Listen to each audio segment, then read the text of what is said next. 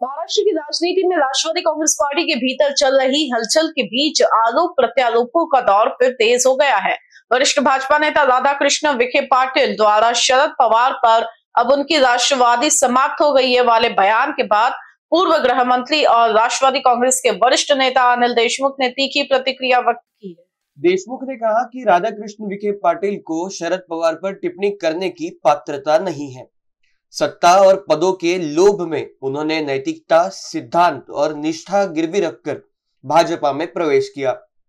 शरद पवार की राष्ट्रवादी की ताकत लोकसभा चुनाव में नीलेश लंके ने साबित कर दी है। विखे पाटिल पहले अपनी राजनीतिक ऊंचाई और पात्रता पहचाने, फिर ऐसे बयान दे। आगामी स्थानीय स्वराज्य संस्थाओं के चुनाव को लेकर काका पुतण्याची शरद पवार और अजित पवार की संभावित संयुक्त भूमिका चर्चा में है।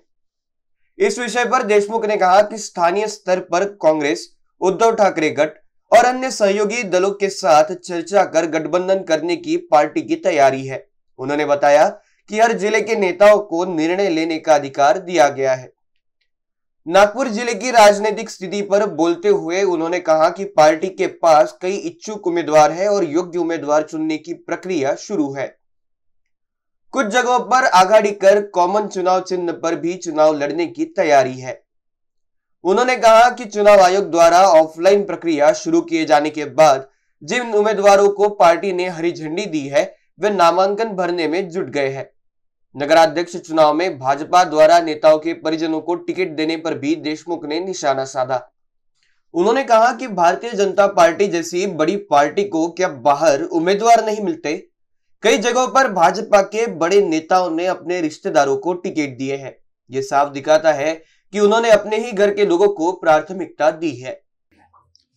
असं आहे की राधाकृष्ण विखे पाटील यांनी जे माननीय शरद पवार साहेबांवर जे विधान केलेलं आहे, जे वक्तव्य केलं आहे, मला एक सांगा, राधाकृष्ण विखे पाटील यांची पात्रता तरी आहे का? माननीय शरद पवार साहेबांवर टीका करायची त्यांची पात्रता आहे का?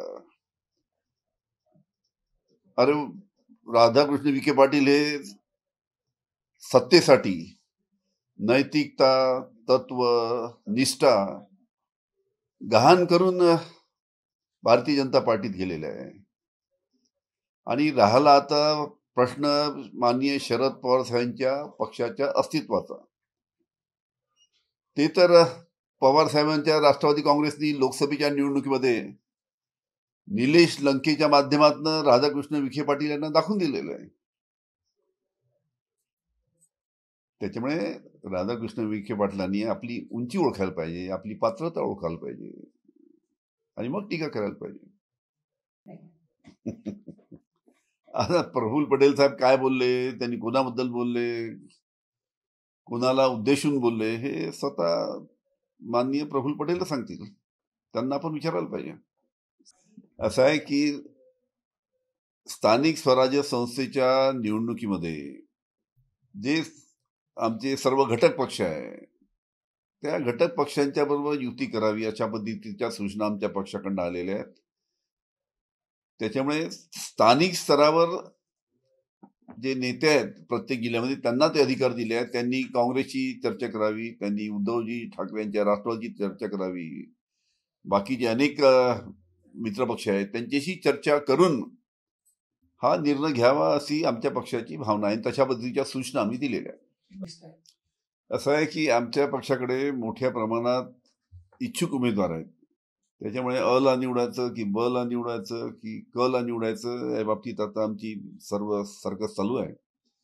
पण त्याचबरोबर जे मित्रपक्ष आहेत, काँग्रेस आहे, उद्धवजी ठाकरे यांची शिवसेना आहे, बाकी अजून जे मित्रपक्ष आहेत त्यांच्याशी सुद्धा चर्चा करून आम्ही सर्व नगरपालिकेमध्ये किंवा नगरपंचायतमध्ये उमेदवार उभे करू आणि काही काही ठिकाणी आम्ही आघाडी सुद्धा करू। म्हणजे एक कॉमन चिन्ह घेऊन सुद्धा आम्ही त्या निमित्तानं उमेदवार उभे करू। पण फॉर्म भरण्याचा उद्या शेवटचा दिवस आहे, इतक्या कमी वेळ राहिलेला आहे, कसं पाहता? होईल, आरामात होईल। आता ऑफलाईन चालू केलेलं आहे, निवडणूक आयोगाने उशिरा का होईना ऑफलाईनची व्यवस्था केलेली आहे। त्याच्यामुळे सर्व जे इच्छुक उमेदवार आहे आणि ज्यांना पक्षांनी होकार दिलेला आहे ते फॉर्म भरण्याच्या कामाला लागले आहेत।